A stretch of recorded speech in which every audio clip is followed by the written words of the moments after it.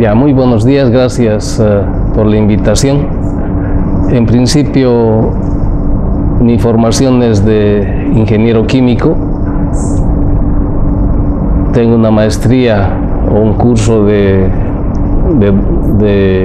especialización en economía petrolera. Ambas cosas las hice en Europa, en Ginebra, por medio de la beca Patiño, la formación de ingeniería química, y con yacimientos y con la misma Patiño la beca del IFP en Francia para economía petrolera, básicamente. Después hubieron muchas actividades. Es así que decalé en la dirección de negociaciones. La primera función que tuvo con mucho éxito fue la renegociación del primer contrato de venta de gas a la Argentina, que la hizo la Galf, con un precio de 21 centavos el millar de pies cúbicos de por vida. Esa cláusula la cambió el entonces director de Comercio Exterior, ligándola al petróleo. Imagínense, de 21 centavos cambiar en principio a 1, y ese precio llegó a 4.25 en los últimos años de vida del contrato, alrededor de los 88, 89. Y después fue bajando también por las veleidades del precio del petróleo. Es interesante ver el contexto en ese entonces. ¿De qué año estamos hablando? Estamos hablando los 82, 83, fundamentalmente, en el que nosotros lo que más teníamos era gas natural y lo que más usábamos eran gasolinas, diésel, productos petroleros. Y algún vaivén hubo ahí para usar GLP en vez de gasolina. Se llegaron a usar en ese entonces, incluso en La Paz, que los colectivos, los taxis funcionen a garrafa de GLP en vez de gasolina. El otro tema que hay que analizar es que la Argentina no requería del gas natural y vendíamos 6 millones de metros cúbicos por día y quemábamos cerca de 480 millones de pies cúbicos día. Porque necesitábamos el líquido asociado para poder tener la gasolina suficiente y el diésel suficiente. En refinación hay un término que es la restricción. Entonces el elemento que daba la restricción en el manejo de la refinería era el diésel. Había que poner todo el petróleo posible para que se cumpla el nivel de diésel que requiere el mercado. Y por producir ese diésel se producía exceso de gasolina y exceso de algunas otras cuestiones más que había que hacer algo después. Bueno, en ese contexto, teniendo exceso de gas y nuestro único mercado, la Argentina, que no quería comprar ya más, había que hacer algo. Y ahí se decidió en recomenzar las negociaciones, insistir en todos los temas que antes se habían estado tratando con Brasil, que son cuestiones que datan desde 1940, 50, refrendados del 72, entre Banzer y Geisel, si no me equivoco. Entonces empezó la carrera, la cual terminó el 92 en la firma del primer contrato preliminar que se realizó en Cochabamba, si no me equivoco.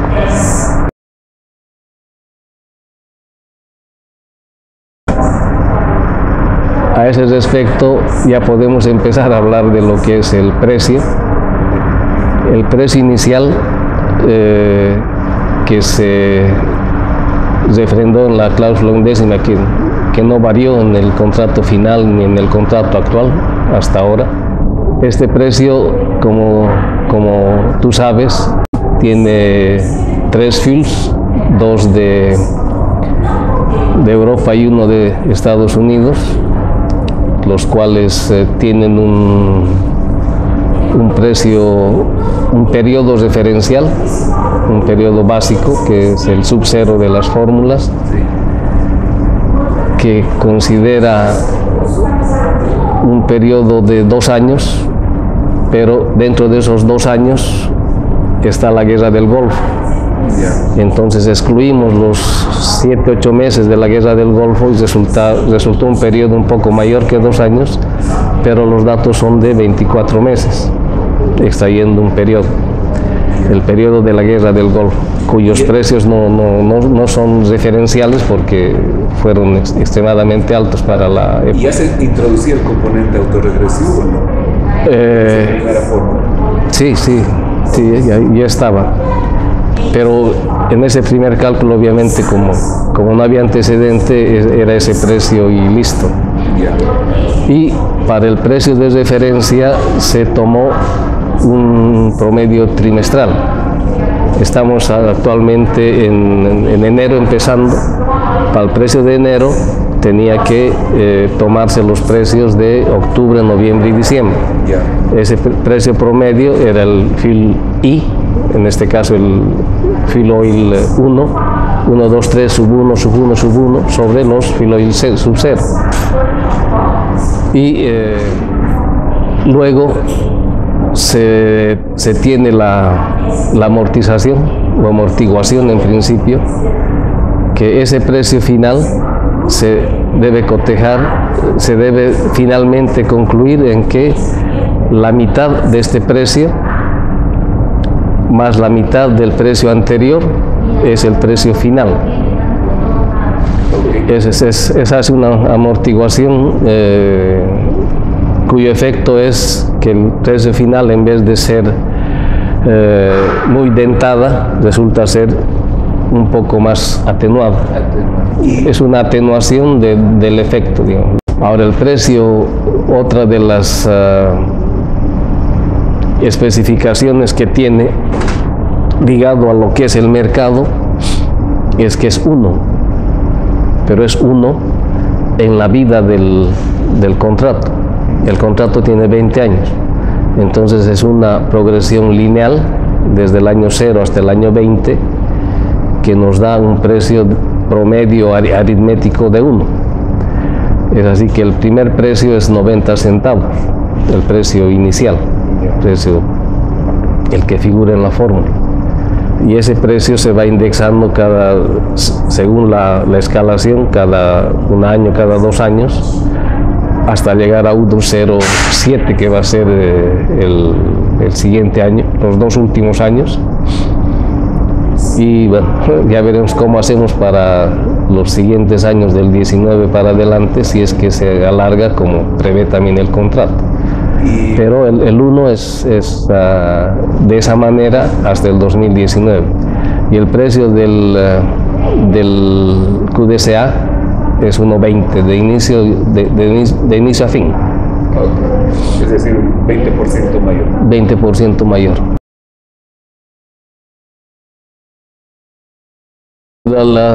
Las condiciones han cambiado. En principio, lo que se utilizó en la dirección de negociaciones fue la experiencia con la Argentina, de ser 21 centavos de por vida, se anexó al petróleo y después se anexó con una canasta de fuels. La medida era de poner los precios en el mercado de los combustibles que se estaban reemplazando. Básicamente esa es la filosofía. No nos adelantaremos a lo que está pasando ahora, que irá a ser, pero esa era la situación de ese entonces. Ha sido solidísima, obviamente con un personaje central que por la pelea que tuvo con la Argentina en semejante cambio ha tenido el respaldo de los gobernadores o gobernantes de turno, y sobre todo un gran respaldo de toda la gente con poder que tenía de su región, en este caso de Santa Cruz. Para llegar a ese... Se empezó el 72, mi llegada fue el 82 prácticamente a negociaciones, y han estado en negociación permanente. Se logró un buen equipo negociador, porque no solamente éramos los 4 pelagatos de la dirección de negociaciones, sino que había todo un grupo de la parte del entonces Yabog, que era la gente que estaba encargada de hacer el transporte de gas. Yabog es Yacimientos Bolivian Oil Gas, en principio, es el origen de la exportación de gas a la Argentina, y toda la parte exploratoria, porque Brasil tenía como necesidad, es lo primero, ¿no? Brasil tuvo como necesidad la transformación de su matriz energética, que estaba demasiado dependiente del petróleo, de productos derivados del petróleo, y ya se hablaba de los efectos medioambientales, y las resoluciones de la reunión de Tokio ha sido uno de los países que ha dado mayor respaldo a eso. Claro que sí, y ese tema es bastante sugestivo, porque la delegación del Brasil ha tenido muchos cambios, pero por su misma naturaleza. La gente tenía un buen esquema de aposentamiento, de jubilación, y se jubilaban con sueldos increíbles, más de los que tenían en esa actualidad, y iban cambiando por esa razón. Nosotros seguimos. No, han habido, era imposible, y sobre todo eso cambiaba mucho con los gobiernos que iban turnándose. Obviamente en ese sentido hay una influencia fuerte de Gonzalo Sánchez de Lozada, que sobre todo en la parte del gasoducto introdujo a Enron. Y junto con Enron, por lo que era Enron y por lo que pasó Enron, Petrobras también hizo lo propio, tuvo asesores externos, y nosotros hemos estado, no recuerdo muy bien pero con cuántos, pero hay una empresa que sí nos dio bastante soporte, que es Dana Contrato. ¿Y buen soporte? Buen soporte, sí. Ahora, y nacionalmente también hemos tenido extra YPFB, también ligados a Dana Contrato, o que Dana Contrato los contrató, y nosotros también, digamos, gente que en la parte legal nos ayudó bastante y bien, digamos. Hemos llegado, gracias al aumento del precio del petróleo, a cerca de 8, 9 dólares el millón de BTUs. Y esa fórmula también, sí fue peleada fuerte con Argentina, porque querían poner hasta carbón y el mismo Henry Hub en la fórmula. Y ahí nos pusimos fuertes y dijimos, estamos haciendo prevalecer o valer la característica principal que está también en nuestra ley, que tenemos que competir con el producto que estamos reemplazando. Gas a líquido. Gas a líquido. Y eso Y ellos protestaron un poco porque ellos es gas, pero es un gas que no tenían que usar los líquidos para cubrir el déficit. Todo eso de la negociación, hemos desechado Henry Hub, hemos desechado carbón, y ellos pusieron un diésel adicional para hacer 2 europeos y dos americanos. que creo que al final les salió mal, porque... No, sí, siguen hasta ahora, pero en el futuro hay un problema, tanto para Brasil como para la Argentina, que los diésel que están en la fórmula tienen a estas alturas del partido ya un alto contenido de azufre. Entonces van a ser discontinuados en su comercialización. Entonces tenemos que buscar la forma para que cambiemos por otro, o los anulemos y funcionemos solo con los elementos que teníamos, que no eran tan contaminados, con bajo contenido de azufre. Ese es un problema que va a tener que ser encarado, ya están trabajando, supongo. Lo que se puede decir es que hay una distorsión entre lo que es el precio del petróleo y el precio del gas. Un barril de petróleo tiene grosso modo 6 millones de BTUs y cuesta 100.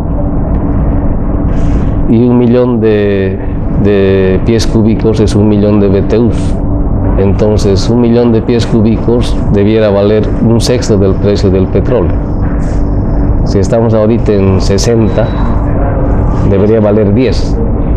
¿Y cuánto vale? En el Henry Hub estamos cerca de 3, digamos, lejos de 3, pero digamos, para ser dadivosos 3, de 3 a 10 hay mucha diferencia. ¿Cuál es ese castigo que en el uso se pierde? Y donde más perdemos es justamente en la generación térmica. Ahí la pérdida es del 60%, si no es más. En una usina de ciclo combinado que ENDE está queriendo construir en el sur, se pierde, digamos, 40, 30, dependiendo de las condiciones, pero se pierde. Obviamente no es 80% de pérdida, es menos. Tal vez así se pueda ver una relación mejor, pero lo que comercialmente están queriendo implementar, por un lado, el Henry Hub en todas las negociaciones, que a mí no me parece, y por otro lado una especie de divorcio con el petróleo, que tampoco veo muy bien cómo puede relacionarse. Pero de buscar, se puede buscar con ciertas cuestiones que tengan lógica, raciocinio. Ok, gracias a vos.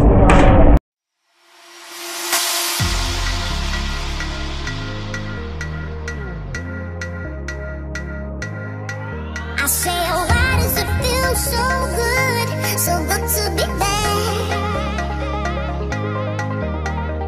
Getting what I want, boy, why does that make you so mad?